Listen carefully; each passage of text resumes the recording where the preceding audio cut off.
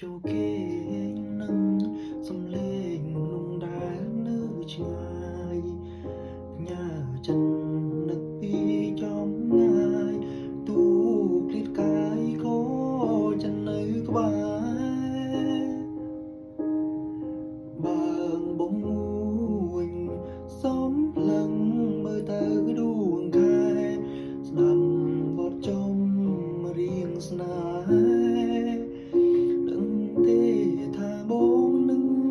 ងន់ព្រះច័ន្ទយប់នេះរាំងផ្លាទីឆ្ងាយពីតារាឃើញច័ន្ទរាឯងឯកាទាំងនេត្រាហូរពីបេះដូងអូនផ្ដាំថាមើលច័ន្ទ